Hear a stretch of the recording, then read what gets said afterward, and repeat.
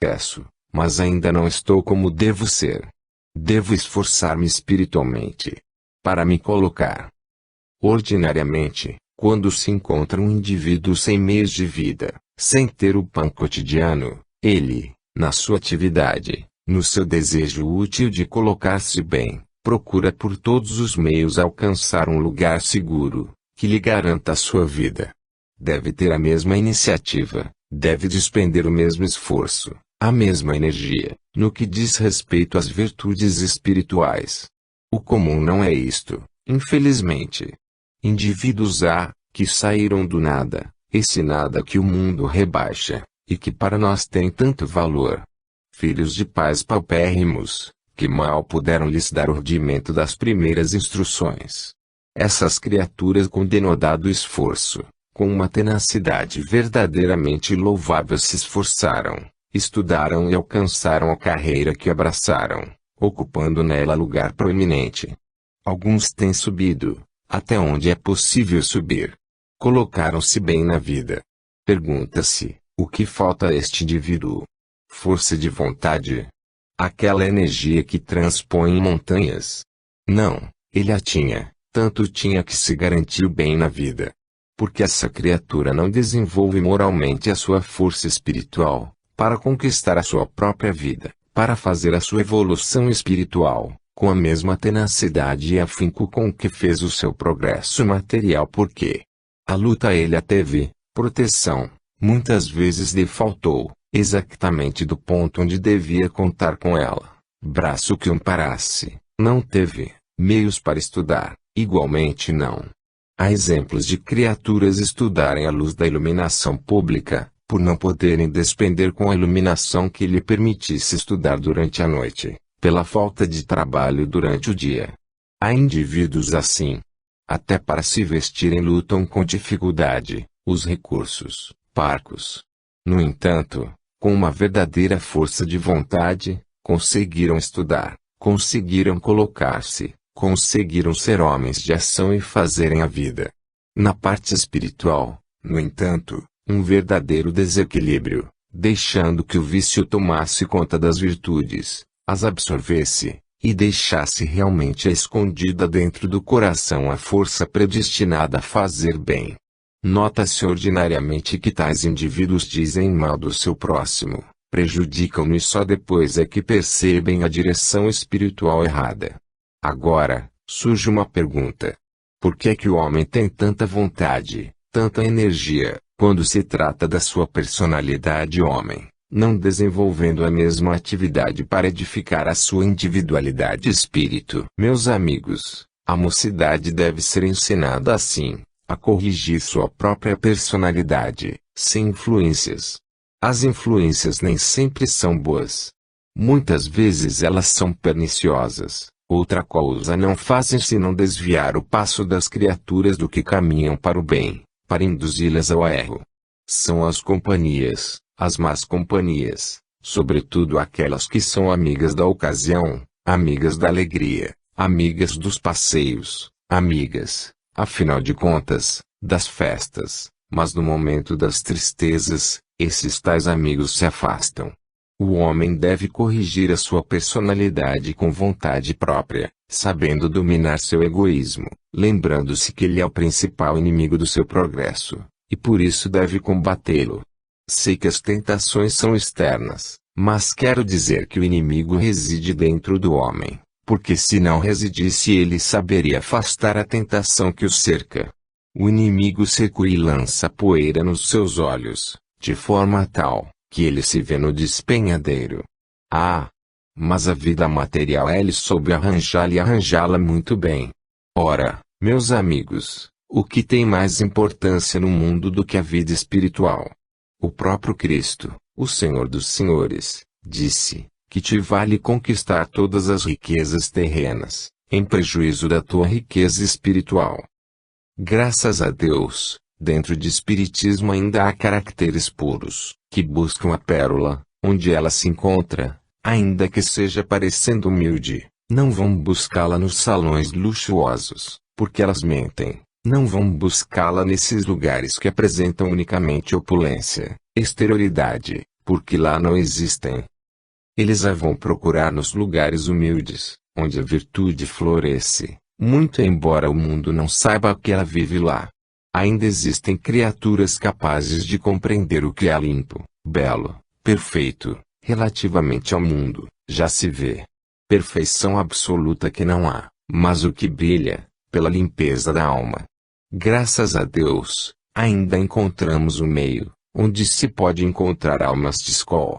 Vamos, pois, incentivar as criaturas, vamos incentivar a mocidade a proceder bem, vamos incentivar os homens de responsabilidade a dar exemplo de honestidade, de pureza, e de fé, sem se amesquinharem, sem se aviltarem, sem aninharem pensamentos que maculam seu interior, sem enodoarem os seus espíritos, colocando-os acima das coisas pequeninas da terra e considerando o que é profundo, que existe em Deus.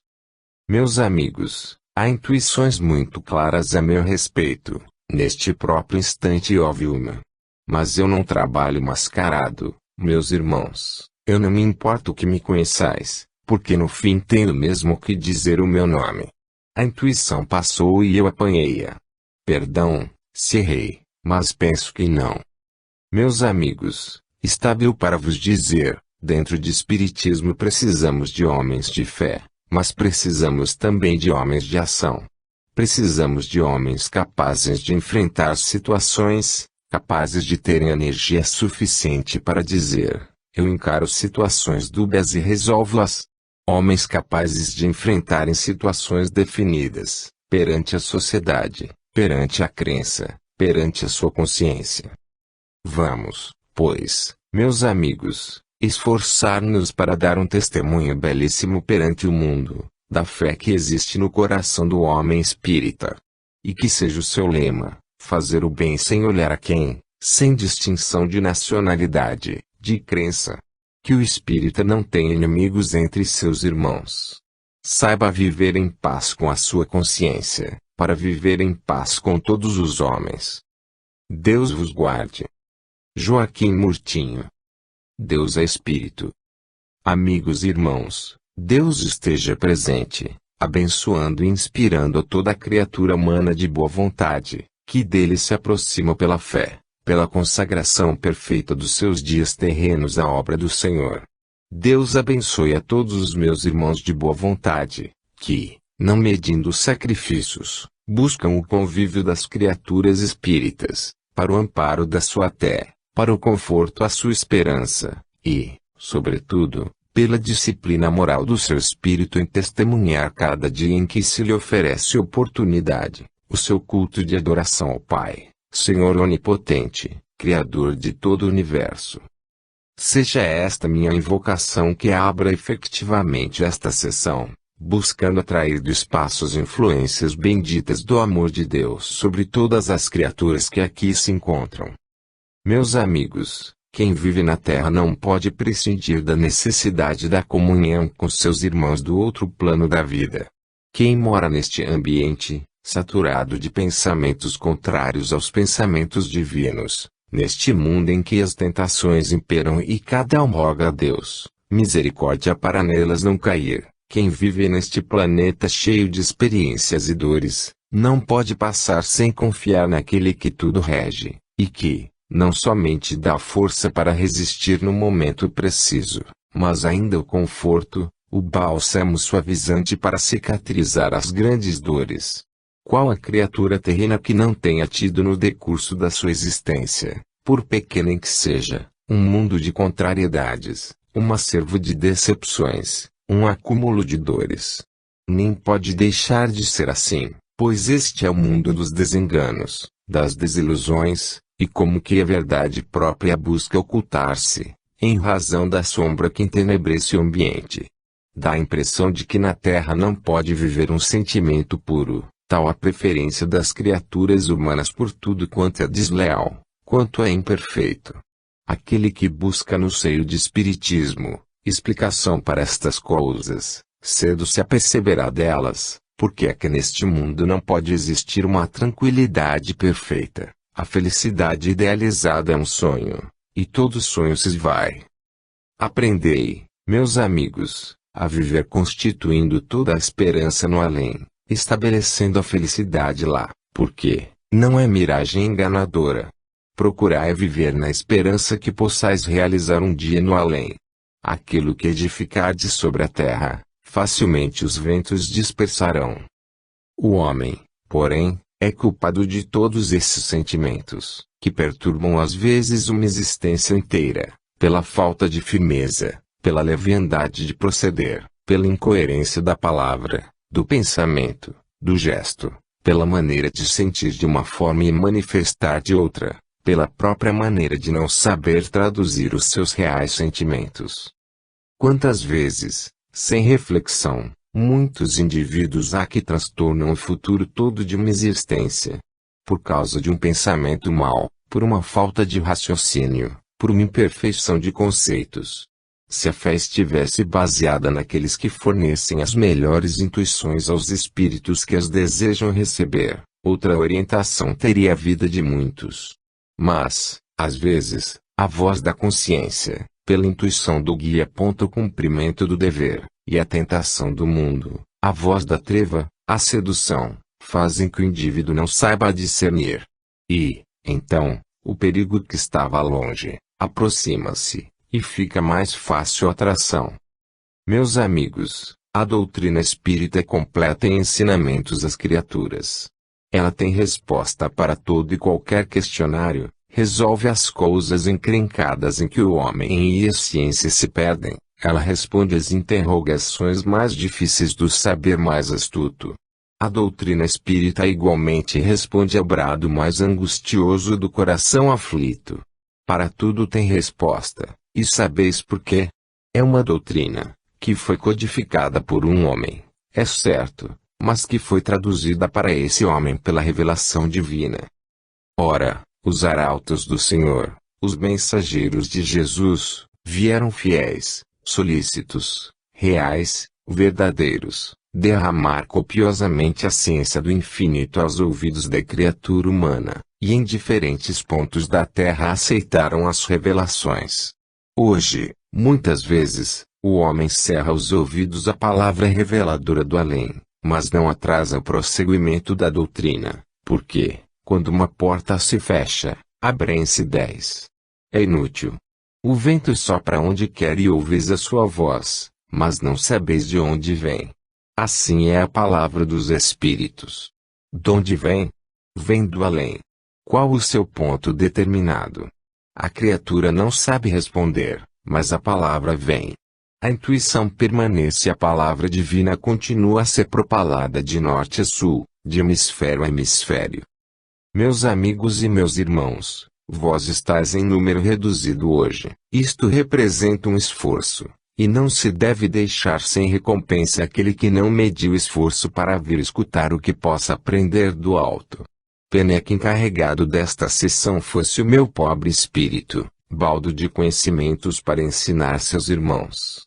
No entanto, obedecendo fiel à injunção do guia, ao seu mandado paternal, aqui estou perante vós, trazendo-vos mais uma vez a certeza dessa vida além campa, concitando-vos todos, desde o mais idoso até o de menor idade, a ser escravo do seu dever, da sua palavra de honra, da sua dignidade pessoal, dos seus sentimentos religiosos.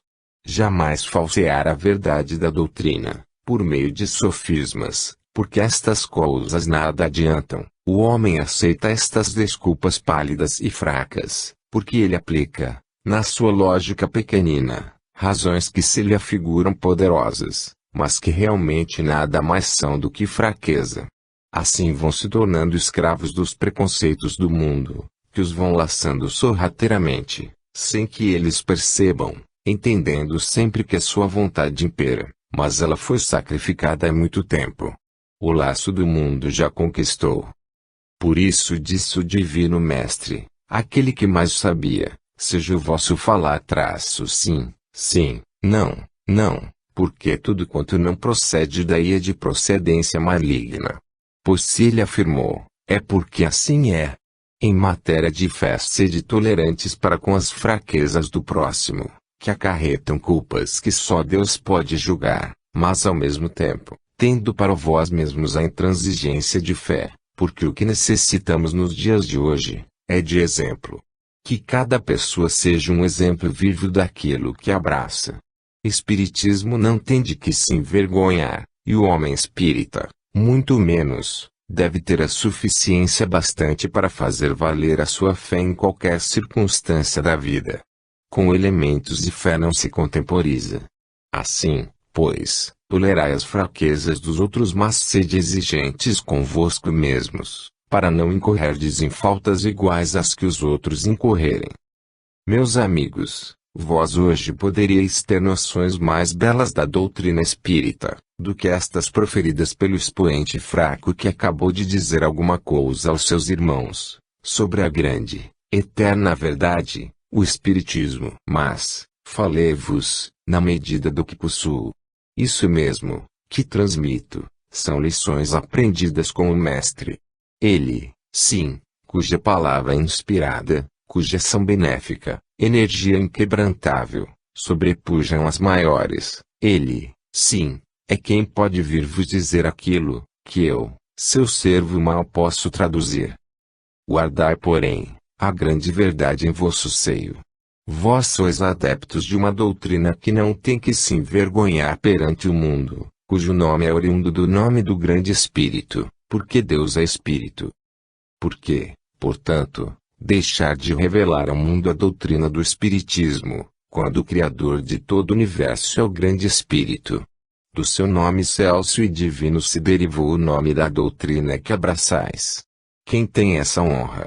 Qual a doutrina, cujo nome traduz fielmente o que de fato é? Qual? Apontai uma só. O catolicismo se diz religião universal, daí vem seu nome. Mas, se ele é religião universal, por que tantas outras são maiores do que ele em número de adeptos praticantes? O protestantismo significa o quê? Uma religião que levanta seus protestos contra as outras. O próprio evangelismo, o que é senão a pálida explicação dos evangelhos de Jesus? Que mais quereis que vos fale? Só o Espiritismo é que tem o nome verdadeiramente tirado da raiz de todas as coisas, Deus. Sede, portanto, meus amigos, não orgulhosos, não vaidosos desse nome, mas satisfeitos, felizes de pertencerdes a um credo que tem a sua origem no próprio Deus, é o seu nome de batismo. Assim, pois, continuai como expoentes da grande verdade, proveniente do nosso Deus e Pai. Seja lançado sobre vós todos um punhado de bênçãos, partidas do Criador e do seu bendito Filho. Mais um apelo à vossa crença. Não desanimeis, meus irmãos.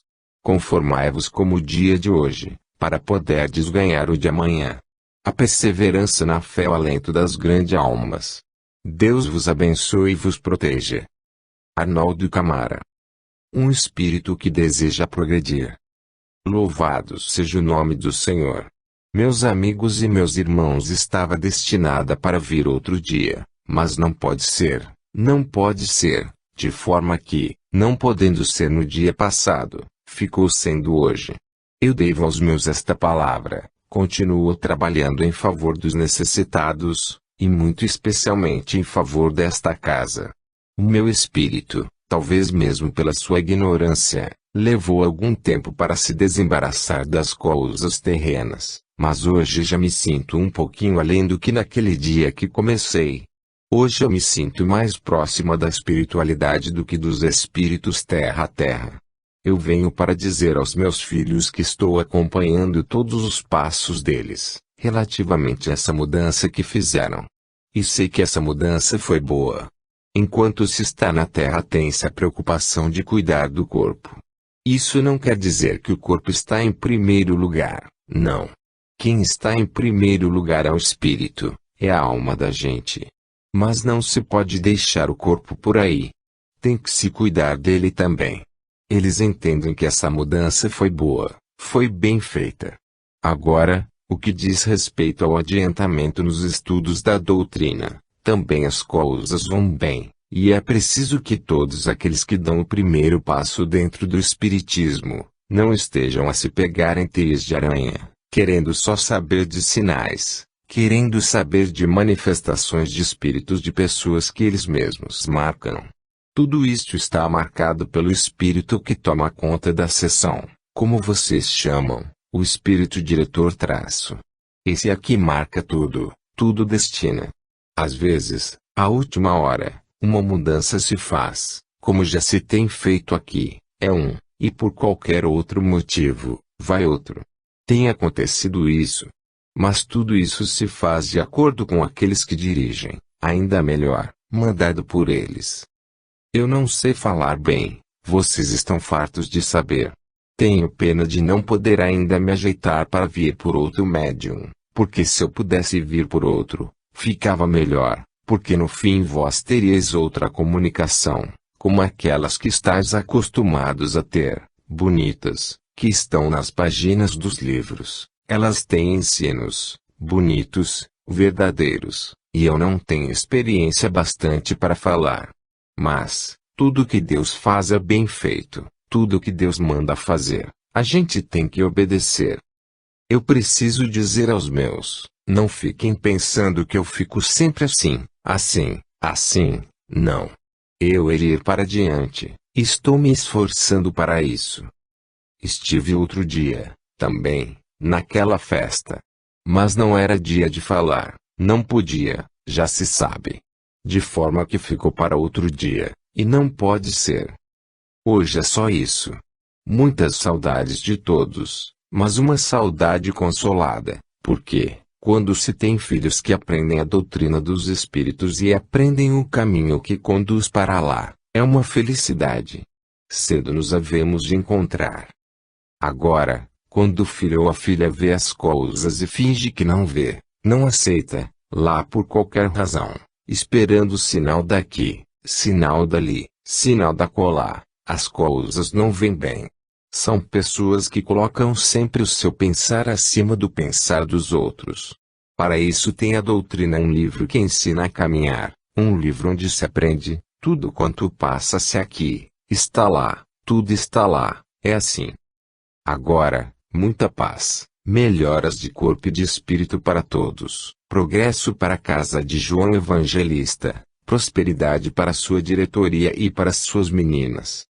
Maria Rita. Preleção sobre o tempo.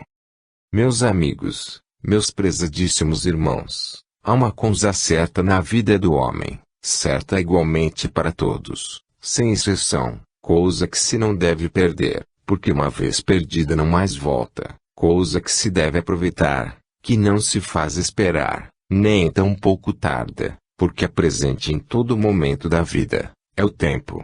A hora que passa não volta mais, a hora presente nunca se acaba.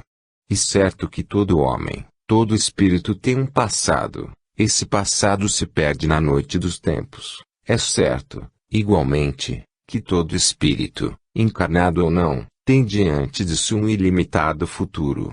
Isto ainda é ação do tempo, em seu incessante perpassar, mas se o passado lá se foi, e o futuro tem de vir, o momento em que o indivíduo vive é sempre o presente.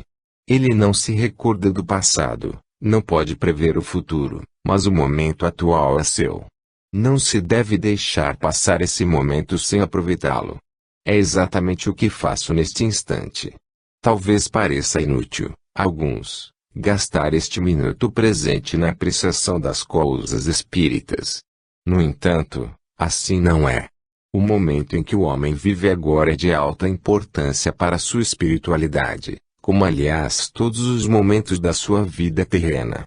Quando se está em uma agremiação numerosa, fácil é abordar um assunto, que a todos interesse, porque, se falamos sobre reencarnação, aprende esta doutrina aquele que ainda não teve explicação suficiente sobre ela. Se falamos em dores, provações, aprende aquele que está em sofrimento. Se explicamos pontos outros quaisquer da doutrina, aprende aquele cuja ciência ainda é incipiente. Mas, no momento em que são poucos os assistentes, pode-se dar a hipótese de que todos esses assuntos já sejam familiares aos ouvintes. Por isso digo, é mais fácil falar à assembleia numerosa, do que à assembleia relativamente pequena.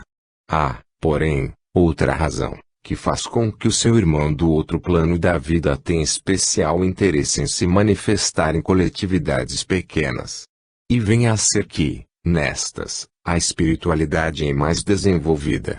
Porque, aqueles que afrontam o tempo, aqueles que fazem o sacrifício de deixar o seu conforto, para arriscarem-se a noites tempestuosas, a noites em que o conforto da família convida a permanecer no lar, merecem alguma recompensa a essa expansão do seu desejo de comparecer onde estão habituados a vir. A espiritualidade, portanto, nesta casa, torna-se mais proveitosa, porquanto o indivíduo recebe com maior atenção e por isso mesmo com maior proveito. Que direi sobre o tempo, que tomei como tema desta pequena preleção que substituirá a vossa lição habitual? Que direi sobre o tempo?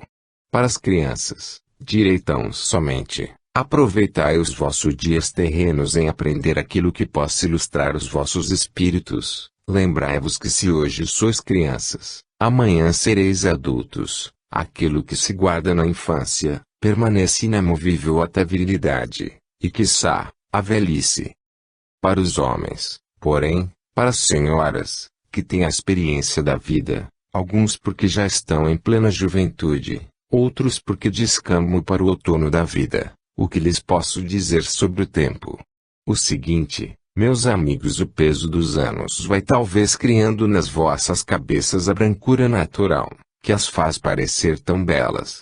Isto denota o grande número de anos que tendes passado sobre a terra. Sois, para os vossos irmãos, criaturas experientes, que já podeis abrir os olhos da mocidade, com os vossos salutares e experientes conselhos.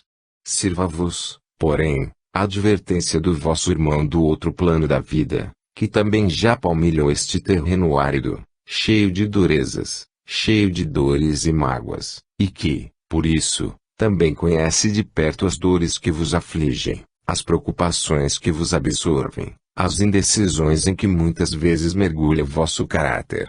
Eu vos direi, meus amigos, se vós tendes vivido largos anos sobre a terra, e podeis contar a experiência desta existência como uma lição de exemplo para os mais jovens, recordai-vos que o tempo continuará a sua carreira intermina para o infinito. E se hoje vos considerais experientes, pelo número de anos que já contais, tempo virá em que voltareis novamente às faixas de um berço infantil, tornando-vos as mesmas crianças imbeles de tempos atrás. E virá convosco, meus amigos, nesse retorno à vida terrena, a experiência conquistada na vida atual. Aprendei, pois, ainda que no fim deste inferno de anos que Deus vos tem permitido viver sobre a terra. Aprendei ainda, porque se o vosso aprendizado já não servir para corrigir os vossos defeitos da existência presente, será cabedal para a existência futura. Os velhos costumam dizer, muitas vezes: já não posso aprender, já lá se foi o tempo. Isto de aprender é com os jovens, depois de velho já nada se aprende. Não é assim, meus amigos. Pode-se aprender, não executar nesta vida, e levar consigo o cabedal para a futura existência. Notai, na experiência vossa mesma, como as crianças de agora vêm diferentes das crianças da antiguidade. Antigamente, quando as crianças nasciam não tinham expressão no olhar, eram mergulhadas naquele sono inconsciente, próprio dos primeiros dias do nascimento, e daí até que uma criança desenvolvesse inteligência, para poder dar demonstração de que era uma criaturinha inteligente, corria muito tempo, muitos dias e muitos anos até. Hoje as crianças são diversas. Quantas com meses de estadia no planeta terreno, conhecem todas as pessoas da casa onde nasceram.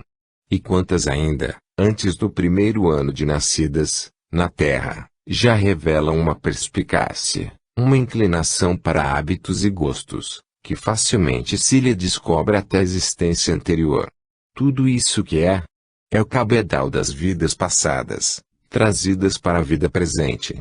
Isto poderá acontecer convosco. Por conseguinte, ninguém diga, não estou mais na idade de aprender, estou velho, o que tive de aprender foi quando menino, agora, é perder tempo. Não é perder tempo, meus amigos.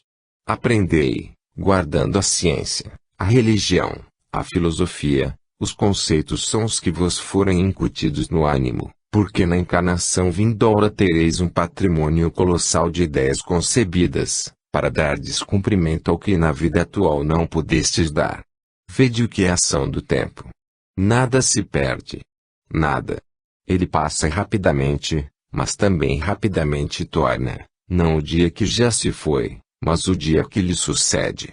A sua ação é contínua, ininterrupta, sem solução de continuidade. Meus caros amigos, como aproveitar o tempo? Baralhando ideias, misturando trabalhos? Não. São elementos esses dissolventes. É preciso construir e nunca derrubar. O mecanismo da vida é este, cada peça em seu lugar. Se a vida lá fora, a vida material, cujo progresso indiscutivelmente é presenciado por todos vós, necessita de que cada homem com seu esforço, com sua palavra, com sua inteligência, com seu vigor físico, com a sua envergadura pessoal, ponha-se à disposição do progresso da civilização, do bem-estar da coletividade. Se esta vida, como estou dizendo, necessita de tudo isto, a vida espiritual, igualmente necessita do esforço coletivo e do esforço individual. Ensinar a todos, não é possível. A palavra humana não pode alcançar a todas as agremiações que desejam aprender. Agora mesmo, tendes o exemplo. Esta agremiação é pequena, ela em si é diminuta, hoje muito menos anda. E assim, relativamente, é por toda parte.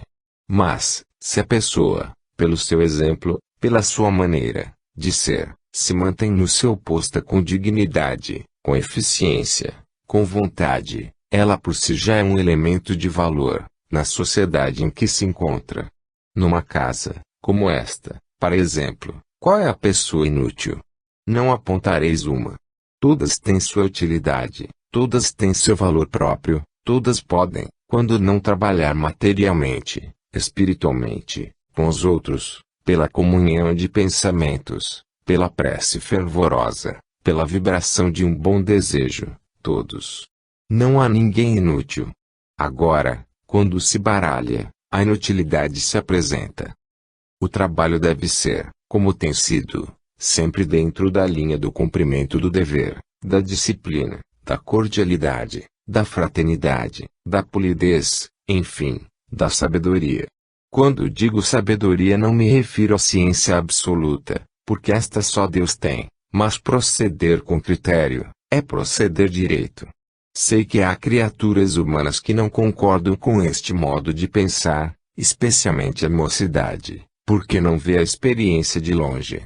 Naturalmente gosta do que brilha mais, do que parece mais belo, superficialmente, do que lhe parece mais enfeitado, do que é elegante, do que é chique, enfim, da exterioridade.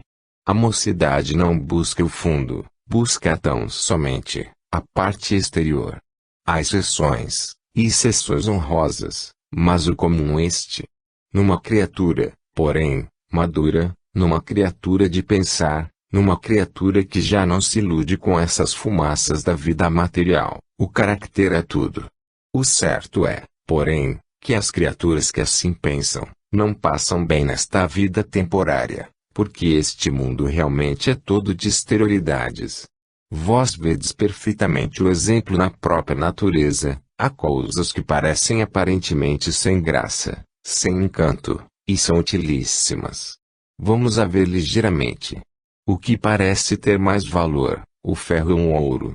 Não faltarão vozes a dizer, o ouro, pois se ele é tão belo, se brilha tanto, se tem tanto valor, é que vale mais do que o ferro. Não, meus amigos. Ele pode ser mais belo, pode ser mais precioso, mas não é mais útil. Este exemplo é a expressão da realidade. Assim, é o juízo do mundo, procurando o exterior, despreza o interior. E quantas vezes, num procedimento insensato desta ordem, se transforma o destino de uma existência inteira. Coisas da vida. Aproveitemos, meus amigos, o tempo. Ele é utilíssimo. Para as crianças, Criaturas que pela sua natureza infantil não podem ter as preocupações sérias que têm os pais, os chefes de família, os diretores de estabelecimentos, como este. Para as crianças, o tempo bem empregado livra das tentações. Um bom livro é um amigo fiel. Um estudo, uma preocupação desta ordem, serve de arrimo à criatura, para lhe evitar desgostos profundos, antes que a cabecinha desocupada encha-se de alguma coisa que a prejudique. As crianças, portanto, aproveitem o tempo, brincando, estudando, trabalhando, mas sempre aproveitando-o. Ninguém deve ficar ocioso. Mesmo quando se está em recreio, brinque-se, mas não se fique parado. A ociosidade, diz o provérbio antigo, é a mãe de todos os vícios. Se é hora de trabalhar, trabalhemos. Se é hora de brincar, brinquemos. Se é hora de estudar, estudemos. Se é hora de repousar, repousemos. E assim enchei os vossos dias. Deixai para os outros as preocupações sérias. Se cumprirdes à risca isto, nada acontecerá de mal, porque as horas estarão tomadas sistematicamente. Agora, se é hora de dormir, e não se dorme, se é hora de comer, e não se come, se é hora de estudar e brinca-se, se é hora de brincar e se estuda, baralha-se tudo, e, uma vez baralhado, não está direito. O homem, igualmente, deve ter o tempo determinado para, nas horas precisas, habituar o corpo à disciplina severa que o espírito impõe. Cada coisa a seu tempo. Há homens, porém, que nunca chegam à hora. Nas senhoras, então, isto é muito comum. Não podem chegar à hora. Mas, por quê? Porque têm outros afazeres. Mas passou o tempo. O tempo, meus amigos, é sistemático. Ele não se apressa, ele vai na sua marcha segura, quer chova, quer faça sol, quer seja dia, quer seja noite, não se apressa e também não se retarda. Ele vai seguindo, normalmente seu passo. Há quem diga, o tempo voa. Não, meus amigos, não voa, não se precipita, ele segue a marcha normal, tal que Deus mandou. Resta saber aproveitá-lo. Há quem o desperdice e diga depois, pondo as mãos na cabeça, lá se foi o meu dia. Lá se foi o meu dia. Nada mais errado. É a expressão mais imprópria. Vós não tendes o dia é de todos, não podeis dizer o contrário. O espírita, principalmente, que conhece todas essas coisas, não deve esquecer a sua hora de prece. Chegou a hora da sua prece, não a deve destruir. Chegou a hora da sua meditação sobre assuntos religiosos, não perdê-la, e nos outros afazeres, nas outras responsabilidades, a mesma pontualidade. Só o pobre de mente, o pobre obsedado, no seu manicômio, não poderá aproveitar o seu tempo. Porque ele, pobre coitado, está sob a ação do espírito criminoso, que não o deixa sossegado. Ele vai suportando a cadeia do seu sofrimento, até que raie o dia em que termine a sua provação. Só este não se pode pedir contas do tempo. Ele, coitado, não sabe se é dia, se é noite, não sabe se raia a aurora, se desponta o dia, ou se, pelo contrário, é ainda a treva. Para ele a treva da razão é sempre a mesma. O véu negro que lhe ensombra a inteligência, permanece sempre o mesmo. Só este. Porque o próprio cego tem a razão clara para compreender que o sol nasceu e, pelo seu calor, conhecer quando ele atinge o apogeu, e, pelo seu arrefecimento saber que a noite vem. Meus amigos, eu tomei hoje assim o vosso tempo, por entender que a lição preciosa do livro, que costumais estudar, pode ser adiada para quando outros também a poderem aproveitar. Se as minhas palavras vos serviam de algum conforto, ou se lançaram qualquer vislumbre de luz na vossa razão, no vosso entendimento, dou-me por satisfeito, no cumprimento do meu dever. Se, porém minhas palavras não encontraram eco no vosso coração, ou as julgastes talvez inúteis, resta-me apenas a esperança de que nem todos os presentes tenham pensado assim. Nestas condições, Eu vos desejo progresso, nesta encarnação, e cabedal acumulado para a encarnação futura. Desejo, igualmente, que tenhais um Natal muito feliz, que possais tirar proveito do estudo que certamente tereis nesse dia, sobre o evento, que a humanidade comemora. Rogo a Deus, ainda mais, sobre todos vós, copiosas bênçãos, bênçãos salutares sobre a matéria, para que ela se fortifique, bênçãos salutares sobre o espírito, para que ele possa, facilmente, continuar a sua trajetória no caminho do progresso da virtude, do dever. Termino, fazendo votos sinceros a todos vós, pela continuação ardente da vossa fé. Paz a todos os presentes. Concluo esta breve oração, esperando que na próxima terça-feira possais ter o vosso estudo, como de costume, bem orientado, e em número maior de assistentes. Paz conceda o Senhor a todos os homens e a toda a cristandade espírita. João de Freitas. Tudo Espiritismo explica. Amigos e irmãos muito amados, desça sobre vós a grande bênção de Jesus. Porque há de a criatura humana fugir à compreensão das coisas eternas? Como há de explicar o homem o porquê da existência, as dores, as tribulações deste vale de lágrimas, os sofrimentos aparentemente sem causa, as perturbações internas, domésticas e coletivas, tudo isso, como pode a criatura explicar, sem o auxílio da lente poderosa que é a doutrina dos espíritos? Ninguém poderá descobrir o mistério que envolve a existência humana. Sabe-se que uma criança nasce, rósea e bela, sadia e forte, torna-se a alegria dos seus, desde que se faz sentir o seu nascimento. O que vê a mãe nessa criatura recém-nascida? Um corpo infantil, saído do fundo das suas entranhas e do amor do seu coração. Ela vê tão somente a criança inocente, que é o alento da sua alma, o perfume da sua vida. Mas, aquela criança, é um ponto de interrogação o seu destino. Se essa criança ouvir a intuição do bem, crescer e viver pela virtude, será, efetivamente, alegria, a esperança da sua mãe. Se, porém, o seu espírito enfraquecido, pender para as tentações e nelas cair, essa mesma criança, inocente e pura, será a causa das lágrimas que os olhos maternos terão de derramar incessantemente. Ah! Meus amigos, quanto se faz necessária a explicação da doutrina espírita, para que o ser humano possa caminhar neste vale de dores e provações terríveis. Convém continuar a sua propaganda, convém espalhar, a mãos cheias, os elementos necessários à edificação dos espíritos. Para que aquele que consagra a sua vida ao serviço do bem, que nem as noites de sono repousa o necessário para o descanso físico, antes, ainda trabalha em benefício do próximo, para que aquele que consagra a sua existência ao princípio, a explicação da prática da caridade ensinada por Jesus, possa compreender os tropeços que sempre encontra diante de si, fala Espiritismo. Tais criaturas, sendo espíritas, terão o conforto do alto, compreenderão o porquê de tudo isso, mas, se não têm a doutrina espírita, para lhes explicar os acidentes incompreensíveis de outra maneira, então, sua fé pode vacilar. Eis porque, membros de outras religiões, que não têm o sustento da alma, substancial, que a doutrina espírita dá, vacilam perante as dificuldades da vida.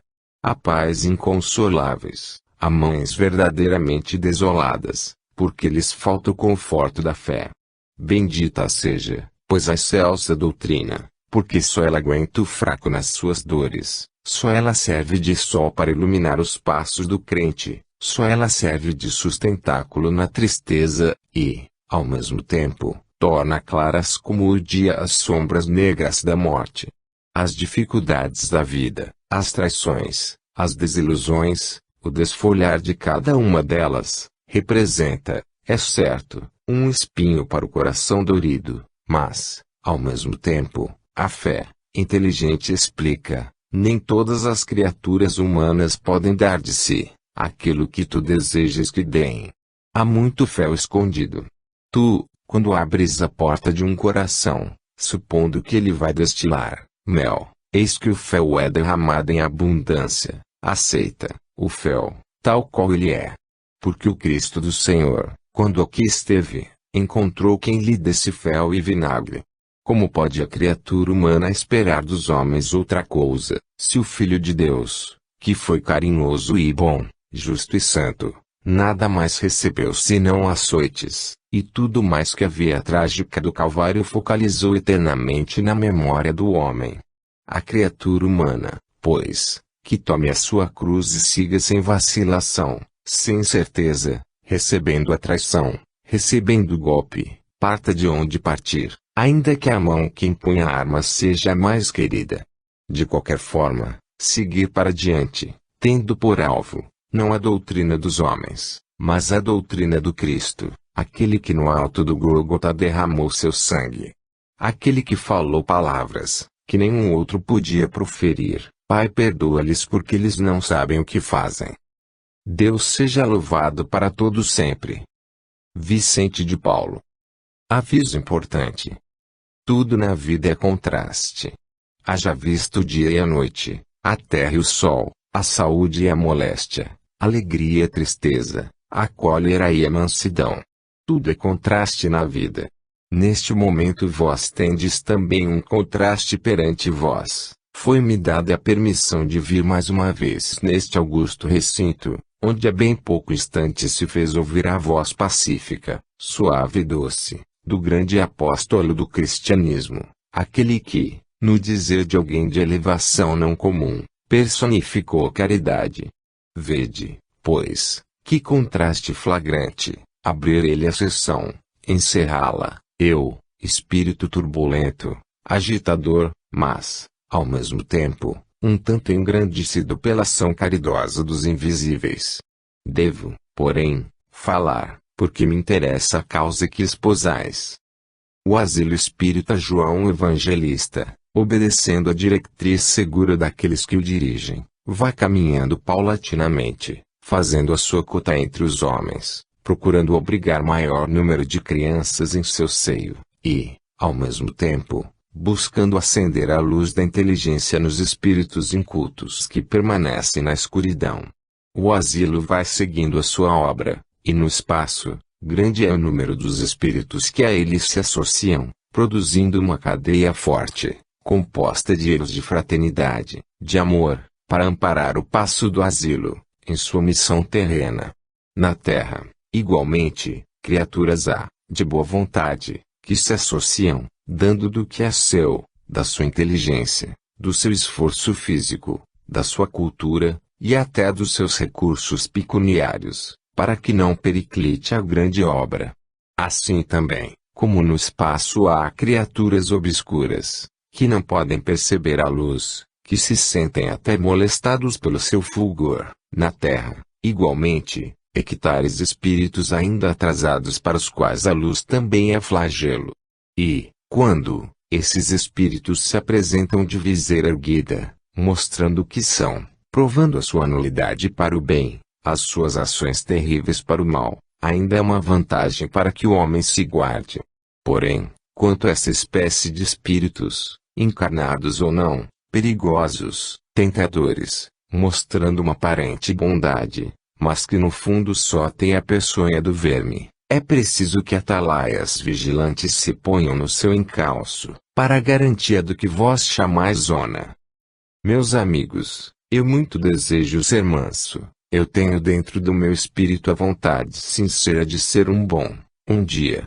Mas os homens são culpados das minhas quedas, porque, quando o meu espírito se encaminha para a luz, desejoso de perdoar, como Cristo manda que se perdoe, buscando seguir o exemplo daqueles que me precederam na trajetória luminosa, há sempre um quer que seja de sombra, que o homem não pode ver, que exige a minha antiga atividade.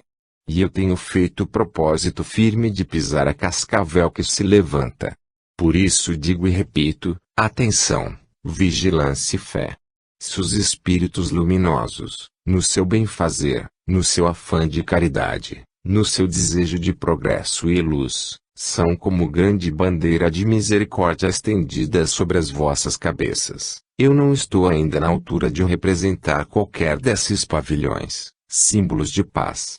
Eu sou o espírito desejoso do bem, mas, quando no meu atraso, na minha ainda pouca inteligência, vejo que não se consegue por meios brandos este ou aquele fim, é preciso abandonar a doçura e recorrer à violência.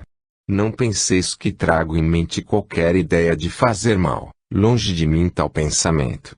É apenas um aviso, para que todos os homens despertem, para que todos compreendam que o asilo espírita João Evangelista, e todos os seus componentes, muito especialmente os residentes no próprio prédio, contam com assistência divina, contam com a proteção do alto, e contam ainda mais com o esforço, certamente inútil, mas violento da minha capacidade. Procurarei protegê-los da maneira rude porque sei fazê-lo, respeitando sempre a opinião daqueles que sabem mais, mas, ao mesmo tempo, neste ímpeto que não sei dominar, neste impulso a que não posso resistir.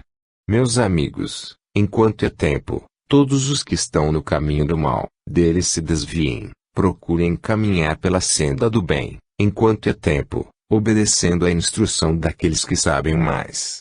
Porque, quando as vossas ações forem prejudicar qualquer plano, ou qualquer interesse de certa gravidade, com a permissão dos amados guias, hei de interpor a minha ação. Se errei, se pensei mal, eles que me perdoem, mas não falho sem sua permissão. Eu não poderia de maneira alguma vir falar sem a autorização deles. Eles me amparem e me ensinem a ser um bom, porque sei que ainda não sou como devia ser. Paz a todos os homens. Abdul-Hamid Azar. Uma atração irresistível. Sejam dadas graças a Deus, nosso Senhor e Pai, pela sua grande misericórdia sobre todas as criaturas humanas, seus filhos, dedicados ou não, rebeldes, transviados, da linha do bem, mas seus filhos, pelo seu grande amor. Meus irmãos, e meus amigos, que comoção enorme invade o meu ser, neste instante, quando ainda qual criança enfaixada no seu leito de nascituro, venho, perante vós, em plena lucidez do meu espírito, em plena consciência do meu ser, dar um testemunho da fé, de vida além da morte, perante esta instituição, que traz o nome abençoado de João Evangelista, o discípulo amado do Divino Mestre. Ninguém diga mal do sofrimento. O sofrimento, meus amigos, é uma tábua de salvação. A ela se apega o naufrago perdido nesse tormentoso mar, que é a vida humana, para, seguro, poder penetrar nesta luminosidade que é o infinito. De quanto repouso necessitaria o meu espírito, se não fosse o verdadeiro arranco da fé despertá-lo para uma vida melhor. O sono é a indolência, o sono é a inatividade, o sono prolongado é o torpor, o sono inconsciente e mórbido. O meu espírito não foi atingido de maneira alguma pelo morbus que crucificou o seu corpo. Meu espírito não se sentiu molestado, porque a chama violenta da fé apagou a matéria.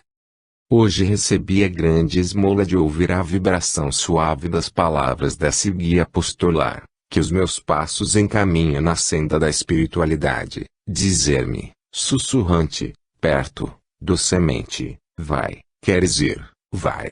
Era justo que mais algum tempo pudesses repousar das fadigas da dolorosa viagem que terminaste há pouco tempo, mas, já que queres ir, já que as cordas do teu espírito amoroso vibram ao chamado de quem te atraiu ainda hoje, vai, mas volta para descansar, que é preciso.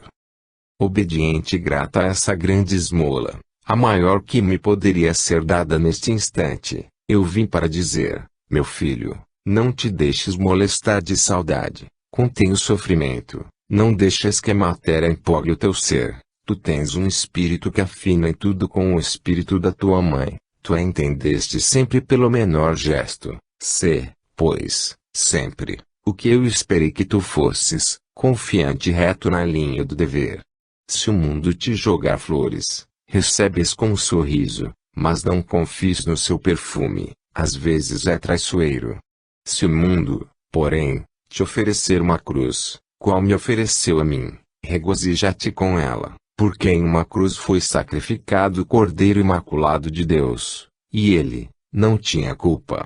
Se, pois, na vida aquilo que um homem de bem deve ser, subordina sempre o teu talento, o teu critério, às injunções sagradas dos espíritos que sabem mais. Não te envergonhes da tua fé, mostra-te sempre na sua altura, perante o mundo, perante os que não sabem crer, perante aqueles que se julgam muito, e, todavia, não são mais que nós, porque somos todos fracos, embora todos, criaturas responsáveis por um passado doloroso. Não te envergonhes da tua fé e levanta a cabeça, sempre que tiveres de pronunciá-la em face dos homens. Em qualquer situação da tua vida, lembra-te de que não podes descrer dos espíritos, porque tua mãe nada mais é do que um espírito, e eu não me posso convencer que o filho das minhas entranhas, que compreendeu o meu mais leve gesto, pense que todo esse carinho, todo esse amor, todo esse devotamento meu, se tem acabado na cova escura, que a terra ofereceu a meu corpo. Ela que tome conta daquilo que lhe pertence.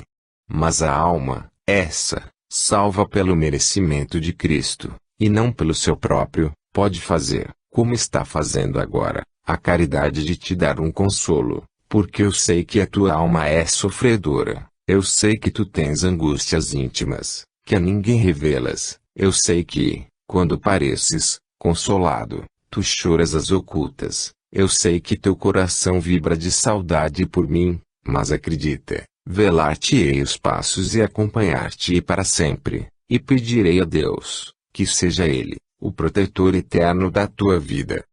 Para os outros, aqueles que aqui não podem estar, a quem motivos justos obrigam a uma disciplina mais severa, que Deus tenha piedade deles. Que Deus lhes mostre o caminho de verdade e que a todos guarde no seu amor, encaminhando-os para o bem e para a felicidade. Minhas irmãs e meus amigos, um abraço estreito e saudoso de quem sempre guardou por vós grande estima. Deus seja louvado. Hermance Bonfim. Uma lição de moral. Meus amigos e meus prezados irmãos, Deus vos conceda sua paz. Quanto se aprende nessas experiências alheias, quando se presta atenção a manifestações desta ordem. Ó vós, criaturas, que sois mulheres, mães talvez, ou que até, não sendo, tendes influência sobre a mocidade. Ó vós, que estáis em contato direto com esses espíritos encarnados em corpos ainda juvenis, e que não têm a experiência necessária para se conduzirem neste mundo de provas, de tentações e dores. Velai, incessantemente, pela pureza das suas vidas. Quantas jovens, criadas em ambientes pacíficos, honestos, cheios de pureza, de um momento para outro se veem atiradas na vaga incerta deste tumulto, que é a vida humana, desviadas do seu dever por outras criaturas sem coração e piedade. Quanto se queixa a sociedade dos vícios que a intoxicam? Quanto se queixa o mundo da maldade dos homens sem piedade? Quanto se queixam as famílias das influências perniciosas sobre os seus? Tudo isso, porque a vigilância não é tão ativa quanto deveria ser. A juventude tem recursos, lágrimas, que comovem, tem carinhos, que enternecem. Mas a criatura adulta deve ter a experiência, o tirocínio da vida e, no momento em que é preciso por embaraço a aspiração dos jovens desviados da sua linha de dever, é necessário firmeza de ação. Ó mães, que tão tolerantes sois com a educação das vossas filhas. Ó homens, que tanto amais essas joias queridas da vossa existência, que, por isso mesmo, tendes verdadeiro pesar em contrariar qualquer das suas aspirações. Vós tendes o dever de enxergar adiante do dia que se passa. O jovem vê o presente, tem um sonho rosa diante de si. Mas a criatura experiente tem o dever de olhar adiante e prevenir o mal. Mocidade requieta, mocidade desejosa de felicidade, mocidade que idealizais um porvir cheio de flores. Quantas vezes jogais para longe a felicidade, que vos bate à porta? Quantas vezes, por um pensamento fraco, vos desviais da linha que deveis traçar para o amparo seguro dos vossos dias de existência. Meus amigos e meus irmãos, falo-vos, às vezes, com a experiência de alguém que viveu muitos séculos atrás. Falo-vos, muitas vezes, com a experiência